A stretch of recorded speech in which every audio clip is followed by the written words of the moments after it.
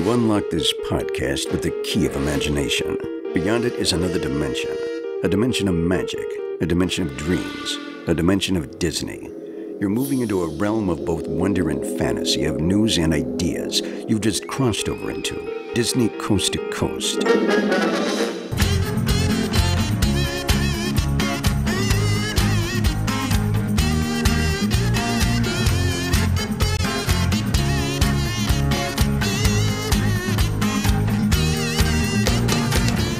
Hey folks, and welcome to Disney Coast to Coast, the ultimate unofficial Disney fan podcast. I'm Jeff DePaoli, and today on the show I have Riley Costello joining me once again. Hello, sir. You can't get rid of me. I can't get rid of you because we have had some crazy adventures lately, and normally I don't do a trip report unless I hop on an airplane to go somewhere, but considering the amount of crazy stuff I've been doing in and around this area in Los Angeles, I figured we'd go on a trip report today. Does that sound good to you? Love it. Let's go!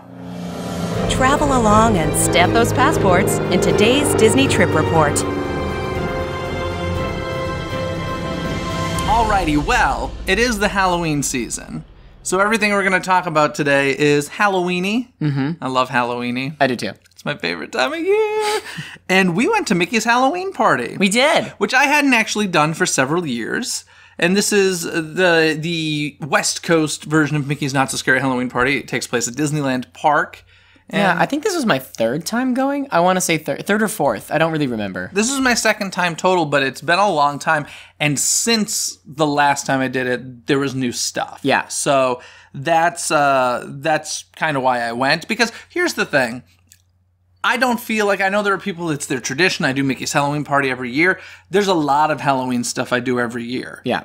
But it's stuff that changes every year, like on a totally different direction. But Halloween Horror Nights is brand new every year. Right. Most of the haunt stuff is brand new every year. Mickey's Halloween Party, not so much, so I don't feel that obligation to go every year. But it's a fun night out. Yeah, I'm the first time I went, I was just amazed. Just only because the best part of it for me is just the theming and like walking around.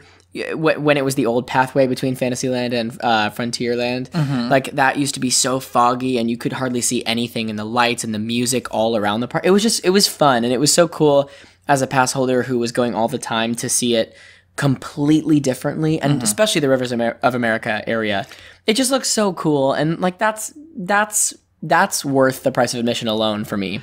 I will admit the first time I did it, I enjoyed it much, much more. Oh, yeah. Not going to say I didn't have fun this past time, but it felt more like a normal day at the park. Yeah, same. As opposed to a special event. Same, but if it's your first time, it's just so magical. It's an expensive magical evening. It's an expensive. But I'll tell you what, if I was like a family making that one excursion a year, Mickey's Halloween Party might be a pretty good option. I totally agree. Yeah, if you're going to buy tickets for the park and the party or whatever. Yeah, well, not even that. I mean, you can get in at 4 with just the Oh, I party. see what you're We saying. even got to go to Disney California Adventure on that Mickey's Halloween Party ticket. Yeah, that was cool. So it's cool. Now, one of the things that I was most excited to check out because it was new to me was the Frightfully Fun Parade. Yes, which I had seen the year before. And that was the first time last year. Yes. That was the first time they ever did it, because for a long time we didn't have a Halloween parade. And that's the one thing that I'll say, like, Mickey's Not So Scary Halloween Party, I'll be going to on Halloween night this year. I think this is my third or fourth time doing it on that coast. And at Walt Disney World, I'm much more interested in going more regularly because there's so much more new stuff to do. Here, not a ton. It's basically... I mean, the event's for people who want to take pictures with characters, let's face it. That's what the huge lines are for. Yeah, I guess so. That's not my jam. Me either. And here's the thing that I found weird about that. I didn't really see very many characters. That is the one thing. I agree. The times that I've been before, you walk around and the villains like take over the park, and it's so much fun because you see characters you don't usually see, like Frollo from Hunchback. You see, I mean, they're just walking around, and that was the thing that really the first year I went was so cool. Yeah. And I don't think, who did we even see? I think when I was leaving, I saw Jafar over by the train station. But he was at a picture. He was at a photo op. He's at a photo op. He was at a meet and greet I think area. you saw Jack Skellington at a photo op, maybe? Yes, they do the Jack and Sally meet in the little like courtyard by Club 33 and Pirates.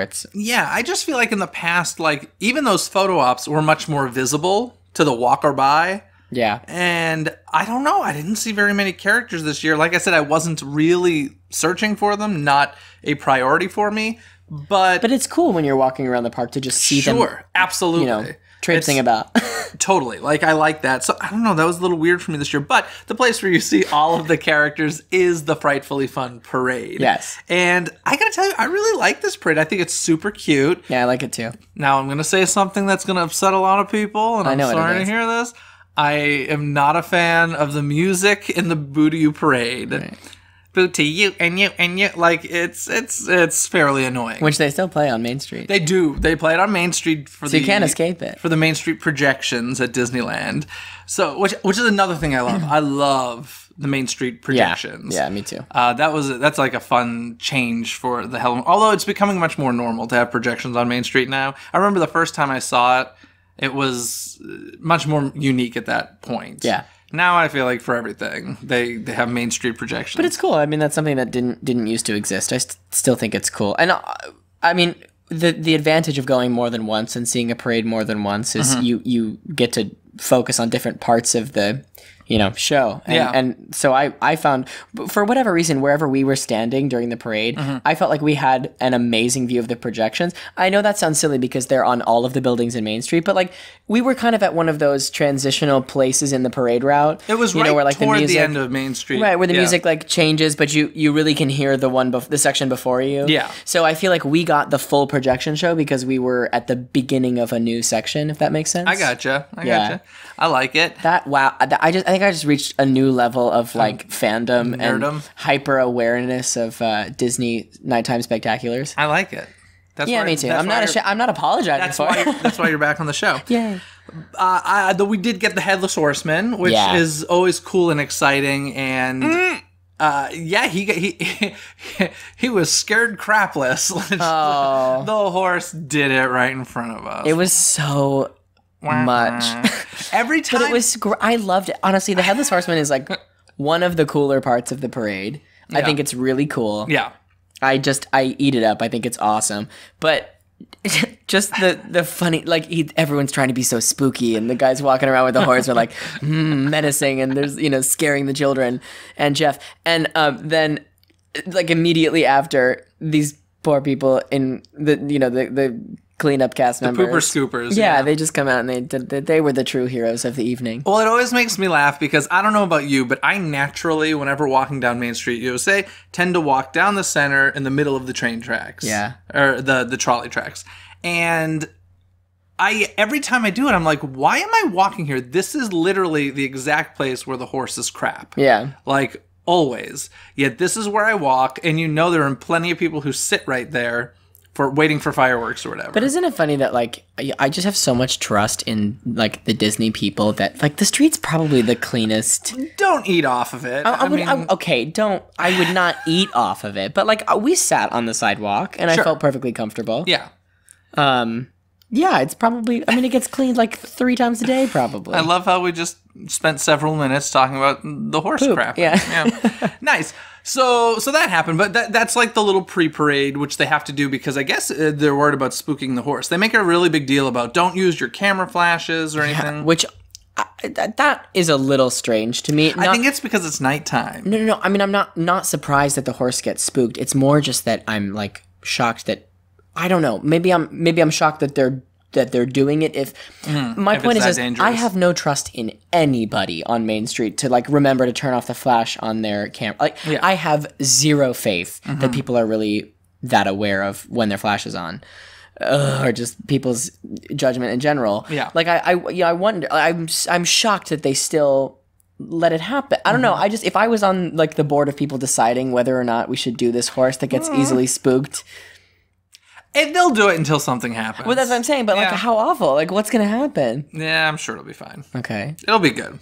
We can move on from the horse. And then, what were some of my favorite moments? I mean, the Haunted Mansion segment, just like Boo to You. It's not just like Boo to You, but I was going to say, just like it, I love it. Like, that's my favorite section of the parade. I think that's a really fun one. Yeah, me too, because I like that they include not only the hitchhiking ghost, but they have, like, the people at the ballroom. And they build the mansion. Yeah, I mean, the float is the mansion. But it's so cool. I think this parade does a really good job. Like, I like that the Haunted Mansion is included. I feel like so often in parades, it's just, like, you know how you've said before, or in shows like IP.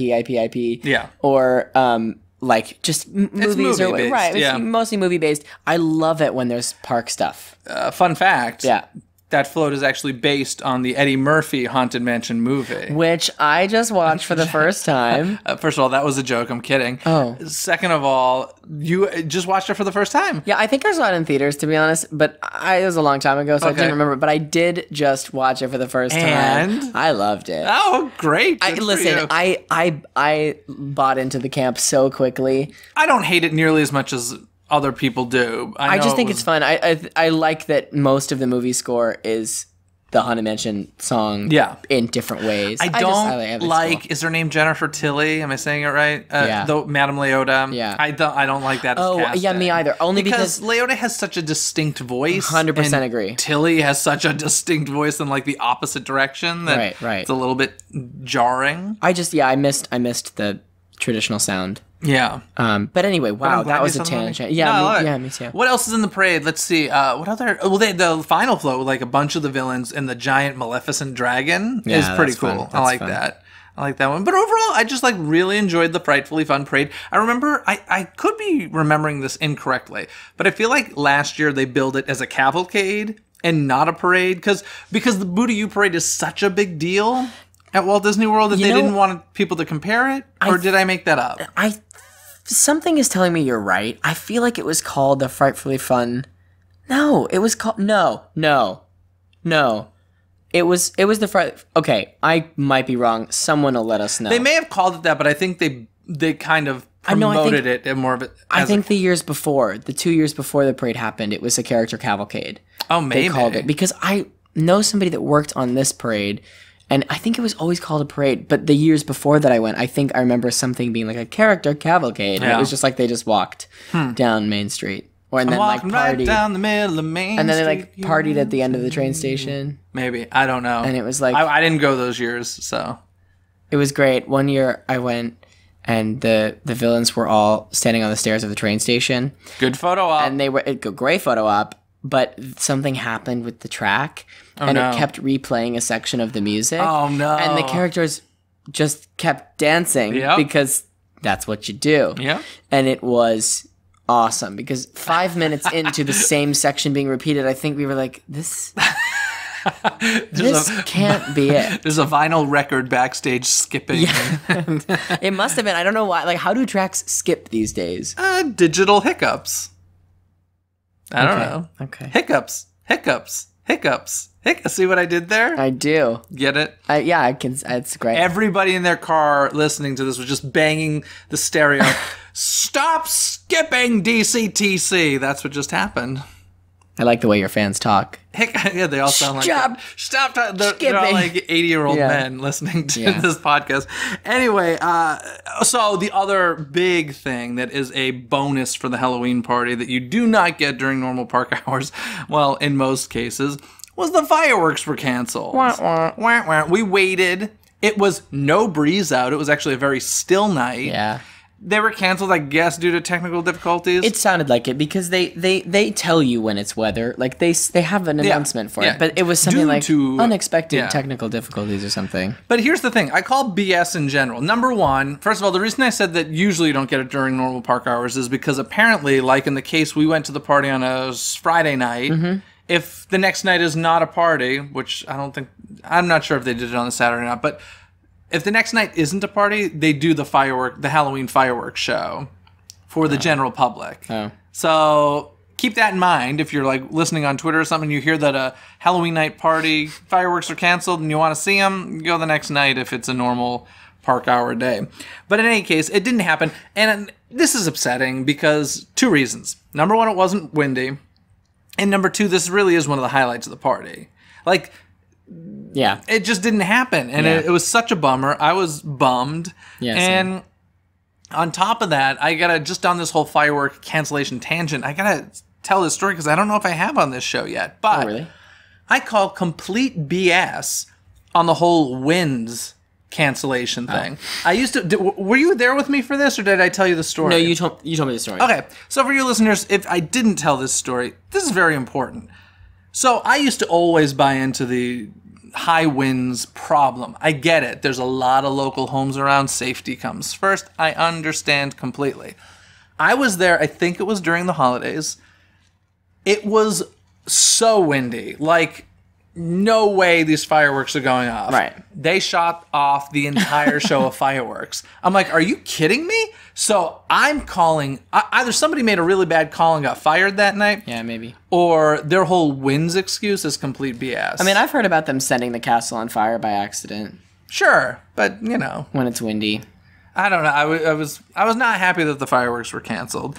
Neither was I, but it was more upsetting because we were standing there waiting.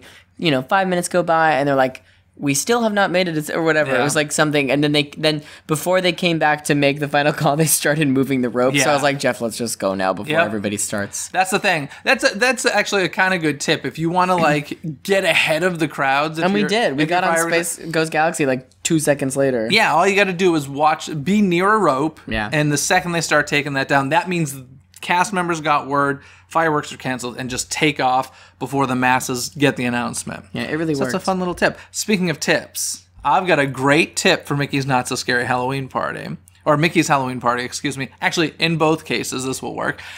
If you want some extra candy, and they give you plenty of candy, this is what you do. You go up with your bag, you say trick or treat, and say trick or treat, folks. Don't be one of those greedy folks that are just gimme, gimme, gimme. And in Jeff's case, you can yell it. Yeah, I always trick or treat. Always. It's a requirement. So you get the candy that they give you, and they give you like a good handful of candy. They're not stingy about it at all. I learned about you that night that you were in love with Sour Patch Kids. 6 bags. 6 bags of Sour Patch Kids. It's really not that much. You say as I if, mean, for someone who like doesn't eat candy that much, that was a lot. You don't eat candy. In fact, you didn't even collect candy. No, I didn't. You could have collected it and given it to like I have to be honest, kid. I actually regret that now. Good. It was more about the fact that I didn't want to be carrying around a bag all night. But now I wish, especially last night I was home and I was like, I wish I had like some Sour Patch candy. Kids. Yeah, I really wish I had some candy. Once you start. Here's the thing, even if you're not going to eat the candy yourself, go collect it and give it out on Halloween night. Keep it. You get a good amount of candy. Keep it. That's a good way to save some money. But if you want more, take what they give you and then be like, oh, you guys have Snickers. Snickers are my favorite. Can I get Snickers? And then they'll go through and find you some Snickers and throw those in your bag. And my favorites are Snickers and Reese's Peanut Butter Cups. And I even did it several times with the Sour Patch Kids for you. You did. But my favorite is like eventually the cast members are going to be like, it's Snickers guy. He's back. into their wrists. You know how embarrassing that would be? Yeah. Oh God, it's Snickers guy. We didn't hit up any of the same stations twice. Of course not. We just hit up over at the Launch Bay. Launch Bay has the best station. It was my least favorite, if I'm honest. Yeah. Oh, I skip all the healthy snacks, except for the Cheez-Its. Cheez-Its are good. I don't want apple slices. I don't want craisins. Carrots. No. There was a bag of carrots. No. Cheez-Its or candy. That's it. I didn't see pretzels. If they had pretzels, I would have taken pretzels. Oh, I might have had a pretzel. But in any case, that's a good way to get extra candy. Take what they give you and then ask for specific items that are your favorites. So wait, why was Launch Bay your favorite? It was just so long. It was very long, but I thought it was. I was annoyed by the Launch Bay line. Why? Because it was one of the more a little bit disorganized. It was one of the more loosely designed. Like there wasn't a clear path. Sure. There was a lot of people that were confused. They went in the wrong door, and then we were stuck behind this. That is true. People. Well, here's the thing: it starts outside. Yeah. Not just the line, but like the actual giving of candy begins outside, and it looks like you could just kind of like exit that section. But what you don't realize immediately is that it goes inside the entire launch bay and goes all the way around. And it was just a little sardine can in there. Candy was not your priority. Let's just say it. Yeah. Your priority was rides. Because at the Halloween party, nobody's in line for the rides. Nobody is in line for the rides. It is so exciting. Because everybody is in line getting a picture with characters. Yeah, and apparently they cap I've heard they cap the park at a lower number than usual capacity. That may be true here. I don't think that's true in Florida. Probably not. And it honestly might not be true here. Maybe it just feels that way because everybody's getting candy or characters. Yeah. But it is my favorite part. No, I will say one thing that shocked me, and you kept saying to me, don't worry about it, don't worry about it. I'm like, no, I have to worry about it because at Walt Disney World, when you want to see Boo to You, you would just show up early to get a seat for Boo to You. Yeah. And you kept saying, don't worry about the parade. And I was like, I was not believing you. So I got there like a half hour early, not terribly early, but like really had no problem finding a place on Main Street to watch and we the got a Frightfully Fun solid Parade. spot. Yeah. So Rides are my priority, though. yeah, and the rides were very short waits. We did quite a few of them. We did all the ones I wanted to. I mean, and they were all walk-ons. It was really easy. yeah. So that is a good thing. It's if your priority is rides, I'd say, you know what, get a Mickey's Halloween Party I mean, now that you have ticket. to pay for Max Pass, it's like Yeah, exactly. you might as well pay for Halloween party ticket. Yeah. And what else is going on there? I mean, do you think it's worth the money? What was it? I think it was like 115 the night we went. I think it was 115. It's I don't know. I don't know. Like I said, I don't think it's an every year. Yeah, it's not going to be from me anymore unless I go with people. Like if I go with you, I'd go again. Yeah. And I mean, we got these tickets on June 13th. Yeah. I remember that because I looked at the date again. Yeah. Like that's a very long time in advance to get these. Here's the thing. Somebody in my position who loves Halloween and loves scary stuff, Yeah. I would, more years than not, I would take that 115 and put it toward like a legit haunt. Yes. But if you're not into that Halloween thing and you're just looking to have a little bit of fun, Yeah. I'd say go for it, right? I'm getting into the scarier stuff, but I think because I don't have my annual pass anymore, I like it felt really good to go back just for the party. So, and it's cheaper than like a day ticket, isn't it? It's cheaper than a park hopper. But it depends on the day. But most likely, yes. Most likely it's cheaper. But than a obviously, park you're hopper. getting less hours. But you can get in at 4, and you can do. Actually, we did hop over to DCA just to really check out the decorations and stuff because, God, they decorated so nicely over there. I will say another reason I wanted to go this year is I do feel like, and I know I said this last year, I do feel like this is the last year for the party at Disneyland Park.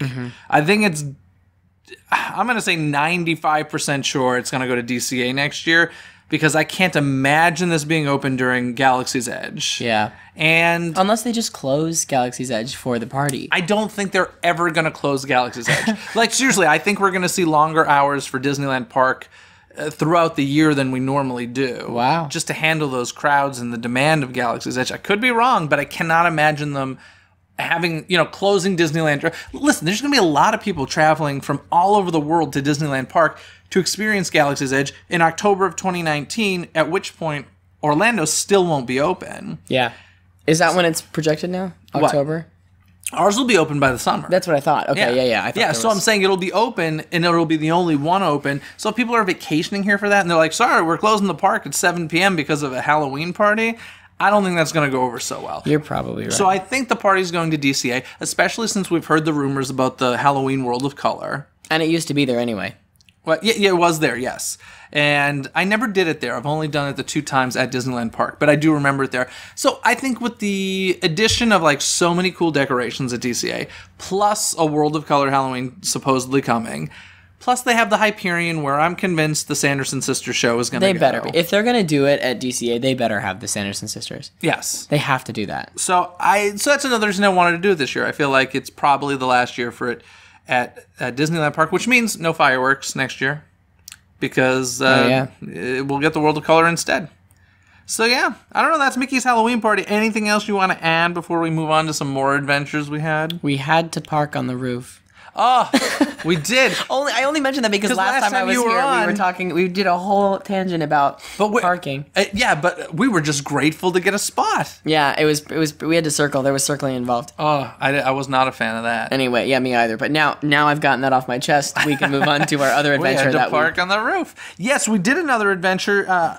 We went to the Hocus Pocus 25th Anniversary Halloween Bash, which was on Freeform on October 20th on TV. I will, full disclosure, tell you that we're recording this before it has aired on television, but we were there live in the audience. It was very cool. If you missed it, it is repeating on Freeform on October 26th, 30th, and 31st several times. So make sure you catch it there. But this was over at the Hollywood Forever Cemetery, and it was essentially a TV taping, and we had really no idea what we were getting ourselves into. Not a clue.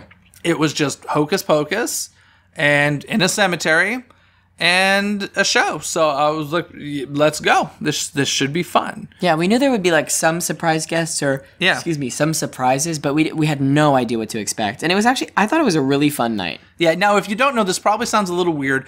At the Hollywood Forever Cemetery in Hollywood, It is normal to have events in there. Yes, it is a legitimate cemetery, and for some reason, having movie screenings in there is very normal. Having shows in there is very normal. So it's weird, but it's not as weird as it sounds. Yeah, it was my first time, and I actually had been like scared away from going to see movies there because I thought, well, this is kind of weird. But like, I'm not a fan of seeing movies there. I've done it several times. The sound quality is not very good. Right. And see, I'm more afraid of like the ghosts. But yeah, you don't have to worry about that so much. I know, but I love that you're like, oh, it's just not my favorite because of the sound quality. I'm like, it's not my favorite because you're in a cemetery. It is. It's a weird concept, but it's a very normal thing. But having now been, I get it. I think it's cool. Yeah. Now this was obviously they had a major stage set up and everything. The evening was hosted by Jordan Fisher, who folks know from he won Dancing with the Stars and he's done a bunch of stuff for Disney now. And he came out singing Witchcraft, which is a song that the band in Hocus Pocus sang. So that was really fun. He's phenomenal. Yeah, he nailed it. Of everybody there that night, performance-wise, he was my favorite. It's a little sad he was like the top of the show pretty much because I was like, oh, but he's great. He's just so charming, and I will tell you, like, during commercial breaks, he was having a blast. Yeah, you could tell.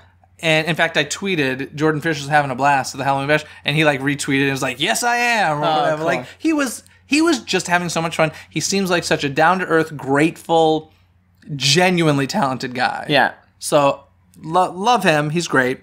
And then the other... I've like met him a few times. One of my really good friends is like childhood friends with him, and I've like been at her house with him before. He's like a very, very cool guy. Yeah, he seems cool. It was also one of those things where like I've been friends with this person for a very long time, and she was like, oh, Jordan's coming. And I was like, I've still never met him. Like, it was like one of those things where like we keep crossing paths, but we'd never actually met. So we finally were like, oh, cool. We're finally meeting each other. Oh, so you did meet him recently? Oh, yeah, no. Yeah, I mean, like in the summer. Oh, okay, cool. But he's like been in my sphere for... Forever. Yeah, for a long time. And he's so good. He's got a killer voice. Yeah.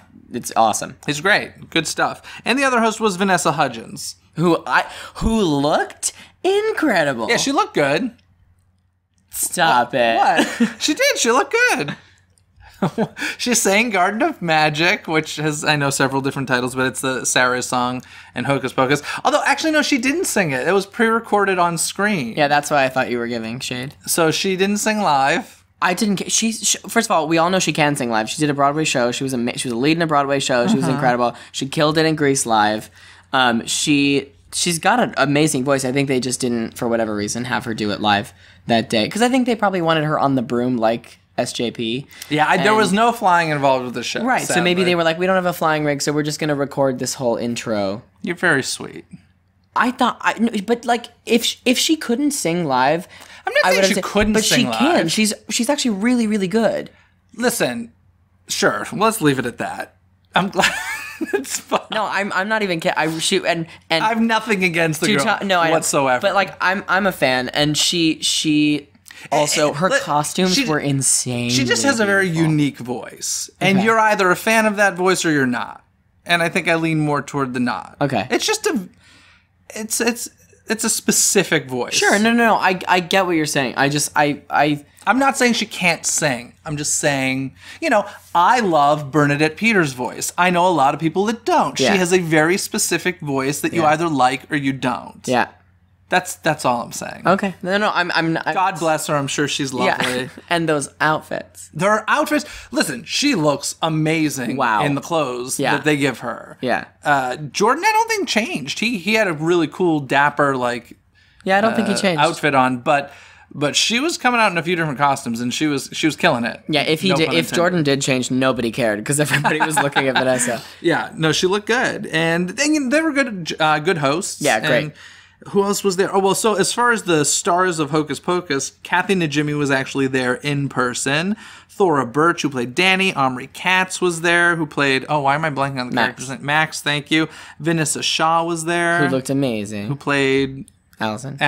God, I can't remember these characters' names. Next one. Give me another one. Doug Jones, who played Billy. Kenny Ortega, the director.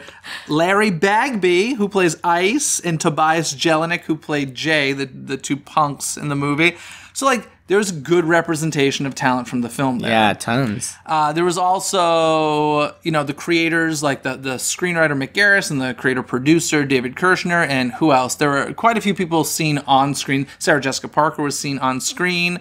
Now, I will say Bette Midler did not appear on screen. As I said, we are recording this before it airs on TV. So I'm hoping, I don't know if it's going to happen, but I'm hoping that they just didn't get an interview with her recorded in time. Before.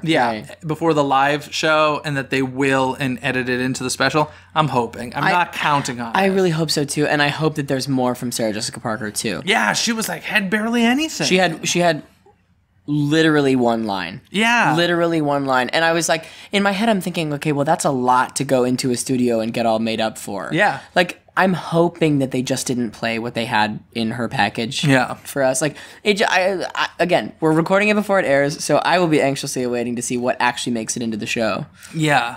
It was a fun night, though. It was really cool. There was, speaking of cast, I've got to mention, Amanda Shepherd was there, who played Emily, who is the girl at the beginning of the movie that gets has the soul sucked out of her. Yeah. She was interesting. Mm-hmm. Riley doesn't want to say anything. Do you have personal connections I'm unaware of? No, none. I just want to be nice. I think she was maybe nervous.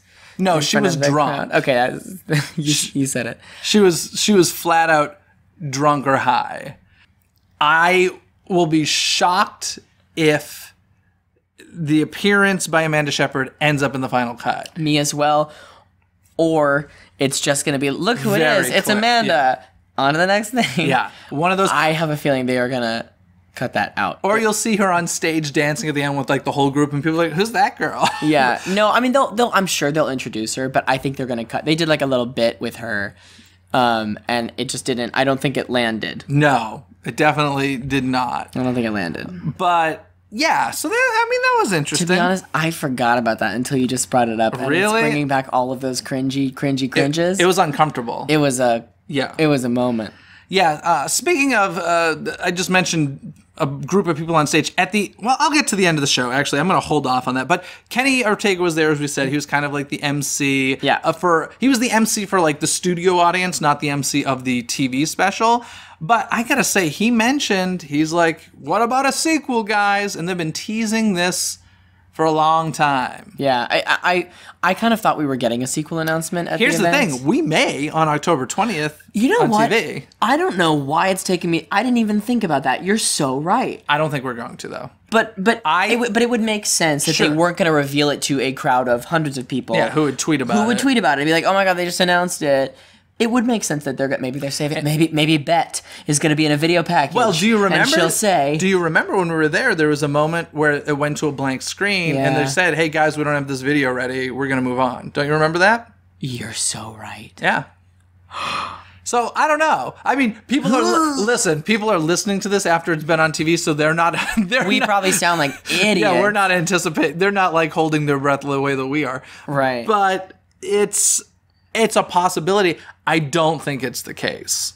But I think based on the amount of times Kenny has said, how about a sequel? There's something brewing. Yeah. No pun intended. Yeah, I was going to say, hey. So that's something. There were tons of performances. Anybody other than the last one that you want to mention before? I just want to say before we leave it that Kathy Najimy was the highlight for me. Oh, okay. Because she came out and she gave what I thought was an appropriate mark of the occasion of like a 25th anniversary of a film. Yeah. She was like so happy to be there and talk to the fans and talk to the audience, and it was exactly what I was expecting from that event, like having a star of the movie come back and talk about it. And she talked about the impact the movie's had and just the connection that it's had to so many people. It was like a very well done speech. It was like a great moment from her, and it's not surprising, I guess, because I know that she does a lot of speaking and that sort of thing. So I thought that was probably one of the highlights. And she flew in from New York for that. Yeah. Just saying. 2 other Sanderson sisters live in New York. Their brooms were in the shop. Yeah, well, get a vacuum. Oh, cute. Aw. You just like outpunned me. Did everyone hear that? I'm just like dad joking at left and right. Yeah, but yours won. That was I was like mine was cheap, and yours you just outdid it. I'm sorry? No. I'm proud of you. That was Okay, good. Like I was like I thought that was best idea wins. That you won. There we go. Thank you. So something I actually almost completely just washed over here, I guess because I wanted to, but I should mention a huge part of the evening was like a nationwide costume contest. Yeah. Hosted by Ross Matthews, who we all love. First of And all, he was great. By the way, he was great. He let me handled just it say, this show was super gay. And like, Oh, yeah. in a shocking way. in a fun way. It was cool. We had a drag queen DJ. Yeah, Lady Bunny was there. She was the DJ. And Ross, as we mentioned. And there was a lot of drag queens in costume. Like, it was shocking to me just that Freeform. This is a Freeform TV show. Yeah, and I was like, guess good for that. And I think Freeform is just maybe getting more and more where they think they, you know what I mean, like what they want to be. Yeah. To be honest, I never thought of Hocus Pocus as a gay movie, but apparently it is. Like, I get that drag queens really like their costumes, but like people, I don't know, gay people love this movie. Yeah, It's interesting to me. I don't know the reason for it. Because it's great. It's well. Campy, I guess? Well, here's the thing. Well, it's Bette Midler. Camp, yeah, but camp is a tough word because so many people take that as like, you know, over the top. And yes, it's over the top, but in my opinion, when something is that well done and that like high concept, when everyone's making the same movie, you don't notice camp. Sure. And I feel like Hocus Pocus is one of those things. And yes, it's nostalgic for me, of course. Yeah. But like, it is one of those things where like everybody was making, at least the 3 Sanderson sisters, they're making the same movie. Yeah. And their scenes are so brilliant together that like camp is not a fair enough word for it. Yeah. If that makes sense. Yeah, I know, I gotcha. Yeah. I 1,000% agree. How did we get there? Oh, because Lady Bunny. I was just shocked that Freeform was like there was just a lot of like gay humor and even just commentary throughout the night, and I was like, good for Freeform, rock and roll. Like, I agree. I'm a little surprised by this, but I love it. And even like the sequel book of Hocus Pocus has a lead gay character in it and stuff. So I don't know, they're embracing it, and good for them. They know who their audience is. Yeah, so it was really cool. It's working. We went on this gay camp tangent. I have to say something. The other night, I watched for the first time Elvira, Mistress of the Dark.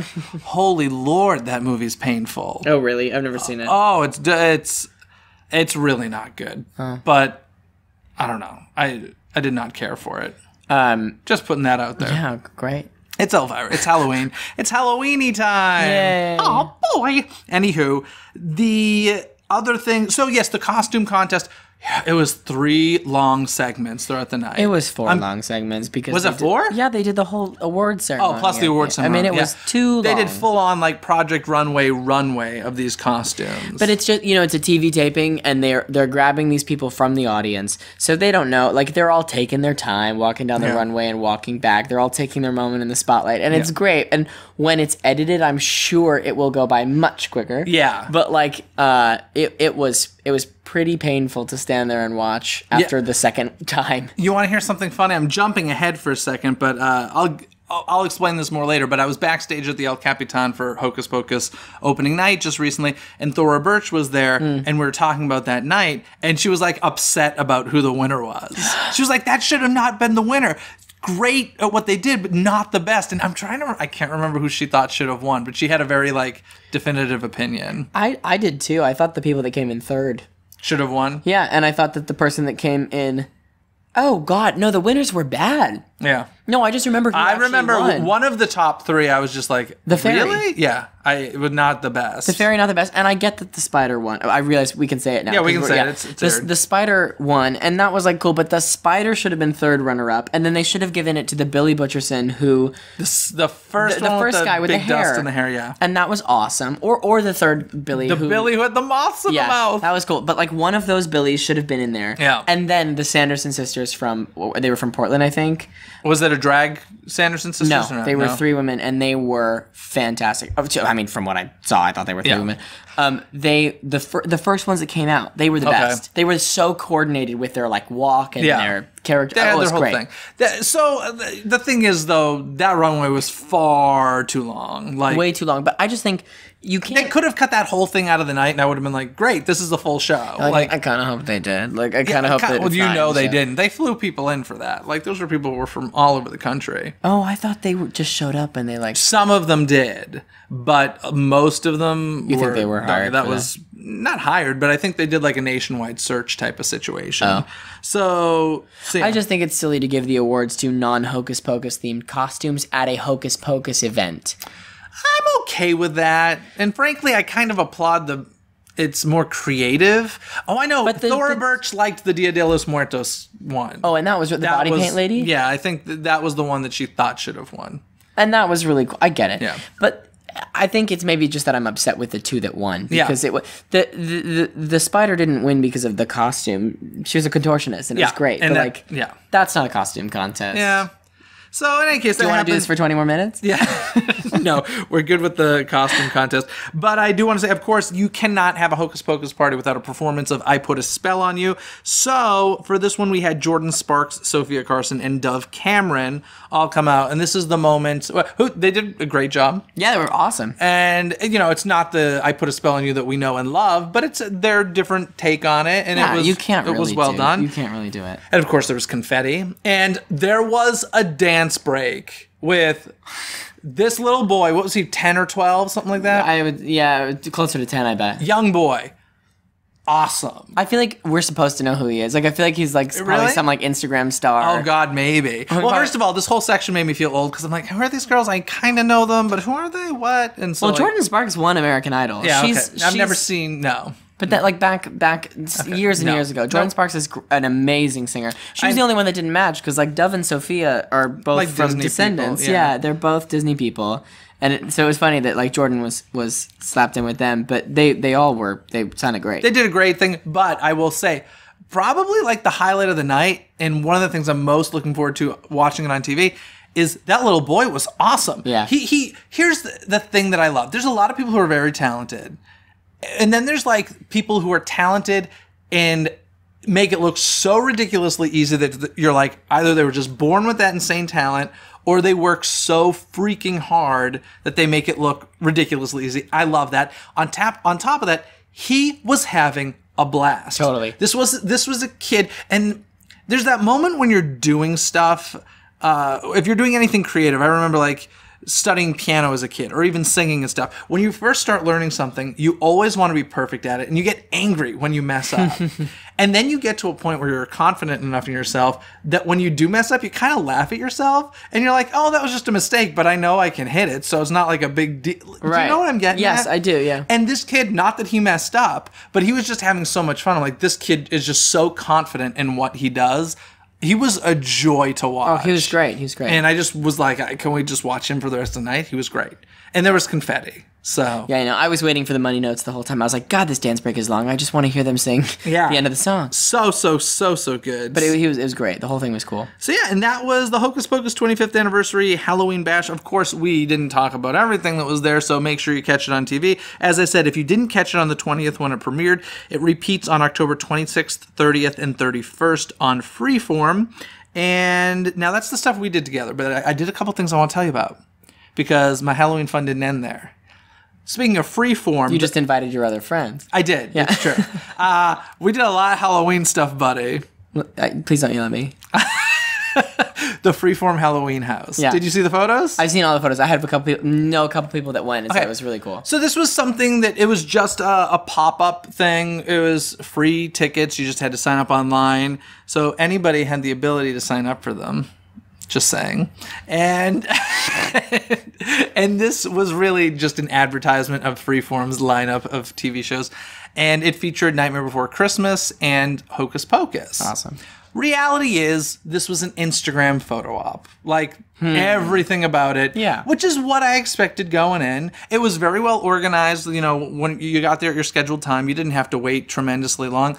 But you go in, and it's just a bunch of different photo ops featuring these two classic movies in a house in Hollywood and in the backyard. The highlight for me... It was literally just at a house? Oh, yeah. Like, they rented out some mansion. Oh, great. Yeah. Yeah, it was not too far from, like, a couple blocks past the Pantages. Sounds fun to just, like, casually rent out a mansion. Yeah. It's a house. I was actually asking them about it because that's what I do at these events. I'm like, so how did this? I would too. No, but that's why I'm asking you about it. I would do the same it's thing. a house that's the owner just rents it out. Right, they have it. They just rent it out for production, whatever. Yeah. That's amazing. Yeah, and so they just like converted it into this thing. Now, one of the highlights was out of the chimney was coming purple smoke, Cool, like cool. from Hocus Pocus, which I thought nice touch, Yeah. like nice touch. Subtle. Yeah, I loved that. And then they had a setup with the giant. If people are familiar with the Hocus Pocus poster, which literally hangs in the room we're recording in right now, it's the three witches on their vacuum, broom, and mop, and flying through the moon. And so they had the big moon set up, and they had this basically a photo opportunity set up. And my photo is ridiculous. It's ridiculous, but I love it. If you want to see it, it's at Jeff DePaoli on Instagram. I've posted it, but it was just a bunch of that, and it was a fun night.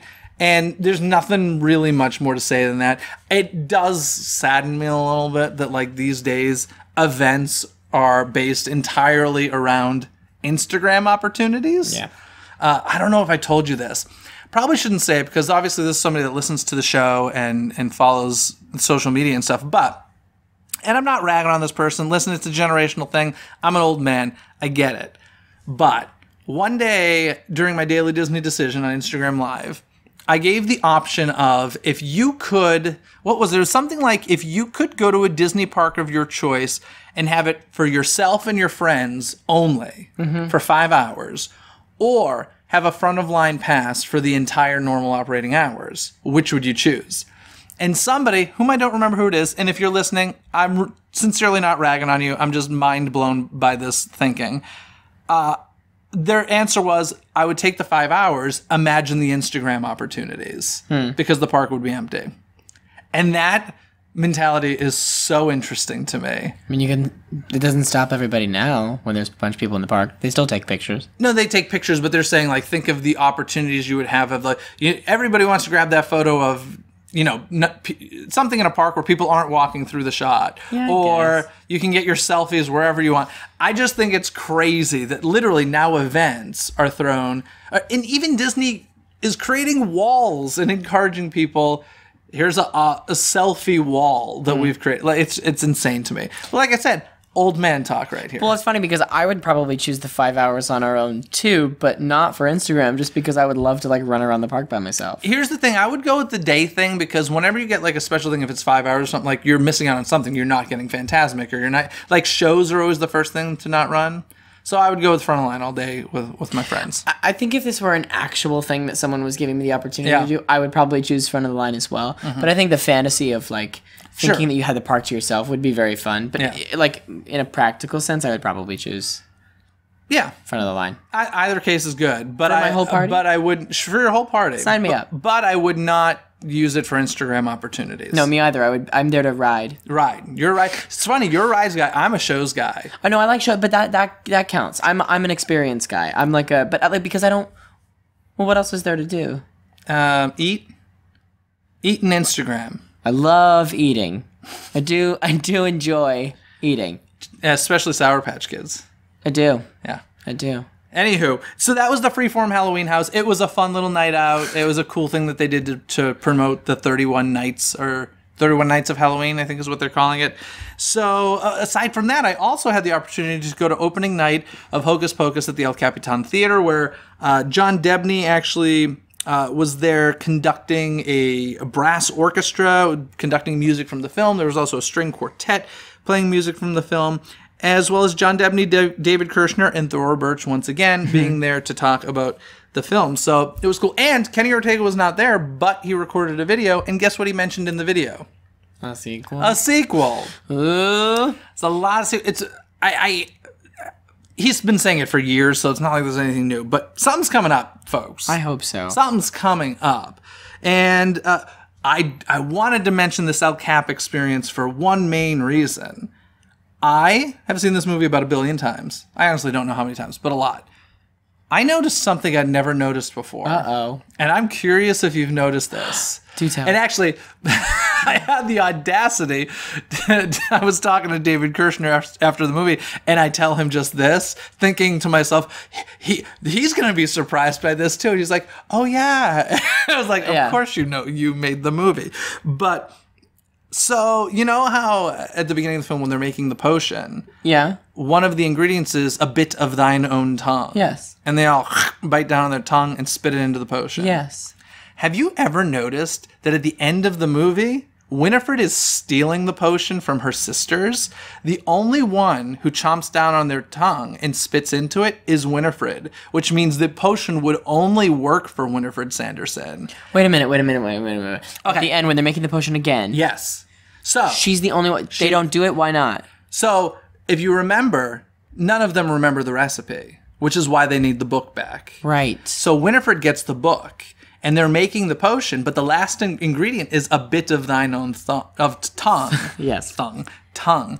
And when Mary and Sarah have their backs to Winifred, she kind of like looks to the side, gives a and spits into the potion. Oh, I see. Meaning that the only person it would work for is herself. Ah. Now later in the movie, which I'd never noticed or thought of before. Mm-hmm. Later in the movie, we see her trying to suck the life out of Max. And we think to ourselves, at least for me, having watched it a billion times, I thought to myself, okay, well, she's the only one near him, so she's the only one that can use the potion right now. But the reality is, even if Sarah and Mary showed up to suck the life out of Max, it wouldn't work. That is really interesting. Count me among the people that have not seen that before. Isn't that crazy? Yeah. I mean, I love the movie, but I have not seen it as many times as a lot of fans of it have, because for me, it was always like I watched it when it was on TV as a kid, and it was always special. Mm-hmm. Now I'm probably going to watch it like a ton. Yeah. I know it well, but I don't know it like that.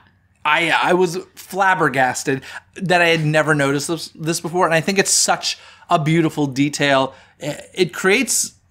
It's so interesting because, like, Winifred has a really good reason not to like Sarah, right? Sarah stole Billy from Winifred. Mm-hmm. I'm not sure what her beef is with Mary, but she's selfish and she's essentially stealing her sister's lives. Interesting. Paints a new light on Winifred Sanderson. Yeah. I like it. We need to call Bet. Yes, I'll give her a call, and she'll come on the show, and we'll have a whole discussion about this. Wouldn't that be great? Because she loves to come celebrate Hocus Pocus. Yeah, that's what I heard. Loves it. Anywho, anything else you want to add before we get going? All good? All right, well, I think that means... It's trivia time! Okay, Riley, do you want to hit me with a trivia question first, or shall I hit you? I'll do it first this time. Okay. The role of Max Dennison was first offered to... Oh, Leo DiCaprio. Oh, you know it. Yeah, Leonardo DiCaprio. But who turned it down to shoot? What's Eating Gilbert Grape. Yeah. Yeah. Isn't that crazy? Yeah, I'm glad he did What's Eating Gilbert Grape. I love that Well, of film. course, but I just think it's really... Like, talk about what a different career he would have had. Yeah. You know, he did Hocus Pocus. If he did Hocus Probably would have Pocus been a bigger instead career. I'm Probably. sure. No, he was nominated for a Golden Globe, I think, for Gilbert Grape. If not more. Maybe an Oscar. Yeah, I was going to say, if not more. Sure. But regardless, the movie was so successful. I Yeah. mean, it's just very funny to me that it wasn't just like, oh, he turned it down because he just like didn't like, you know, whatever. No, he turned it down because he was shooting something else that's a huge... But a much smaller movie. Like, and at that the was time, a tiny... yes, that was it a risk on his part. 100%, but it worked. Yeah, he turned down a Disney movie for a tiny little independent film. Yeah. So good for him. You go, Leo. Yeah, good for you, Leo. If you want to come on the show and talk about it, Leo, give me a call. You know how to reach me. Yeah. What? I don't know. Anyways, we were talking earlier about the girls who performed. I put a spell. Don't look at my notes. I'm not looking. I promise I'm not looking. Okay. I like looked at the paper. I'm not cheating. I don't believe in cheating. Okay. So the singers who sang I Put a Spell on You at the Halloween Bash, as I said, were Dove Cameron, Sophia Carson, and Jordan Sparks. Now, what are their main connections to Disney? Let's start with Dove Cameron. Oh, I know this. Say it. Liv and Maddie is her TV show. Whoa, you knew that? I know Dove. Oh, okay. I did Hairspray with Dove. I didn't know. I didn't know you knew her shows. Well, I'm aware of her. I had never heard of. Liv and Maddie. I've never watched it, but Okay. I'm like very aware of what I was she's. very unaware of Liv and What Maddie. she's. I feel really good about myself now because you knew mine and I knew. Okay, so hold on. So Dove had Liv and Maddie and Descendants. Okay, and Sophia Carson, Descendants. Descendants. Jordan Sparks, American Idol. Disney. Okay, Disney. Which is now, American Idol is now owned by Disney. But it wasn't before. She won it when This it was is, on Fox. honestly, this is not fair. Okay. It's not obvious Is at it all. not fair because she was a kid when she did it? No, it's not fair because it's like little things here and there. She has nothing big, major, main. So, should I guess? If you want. She Is it sang, like I'll put it, she sang a classic Disney song for a Diamond Edition version of the film. Do you have any idea what song she might have sung? Oh, maybe. I feel like I do know this. Was it, okay, so Diamond Edition, what just came out? Like Peter Pan came out Diamond, right? No? Yeah, I think so, but it wasn't that. It wasn't that. Was it, Diamond is 60, so what's 60? Was it No. Diamond, that's what they call, like, they had their signature collection and their classics collection and their Diamond Edition. Oh. Like, it doesn't mean the movie Shows how was- much I know. Okay, just tell me. It was Beauty and the Beast. Honestly, that was my next guess. Well, you should have just guessed. I should have. She sang Beauty and the Beast for the Diamond Edition of Beauty and the Beast, performed Save Me Again, You're Always By My Side in the film Tinkerbell and the Legend of the Never Beast, and guest starred in the Sweet Life on Deck episode Crossing Jordan. And she also appeared on the ABC TV show The Real O'Neills. So a lot of little things with Disney, but clearly not as big a connection as Dove Cameron and Sophia Carson. But you did better than I thought. Liv and Maddie I've never heard of. Yeah, you really didn't think I'd get that. Nope, not at all. Before we get going, I need to give a shout out to Richard Riggin. Thank you so much, Richard Riggin, for leaving a 5-star rating and review on iTunes. In fact, I'm going to let Riley read your review. Oh my If you don't gosh. mind, Riley. This is the words of Richard.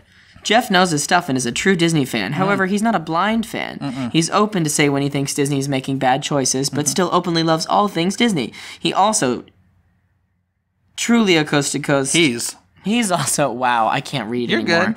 Take two. He's also truly a coast-to-coast Disney reviewer. So many are just Disneyland or Walt Disney World. Jeff covers both with the same level of enthusiasm. Check out DCTC and have fun in your day. Woohoo! Well, thank you so much, Richard Riggin.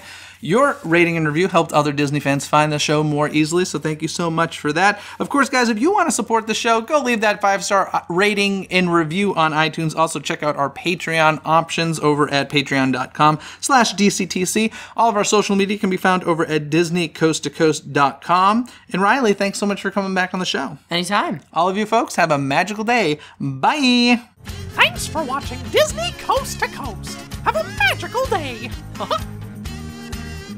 Disney Coast to Coast is produced and hosted by Jeff DePaoli. Learn more about the podcast and become a supporter at DisneyCoastToCoast.com.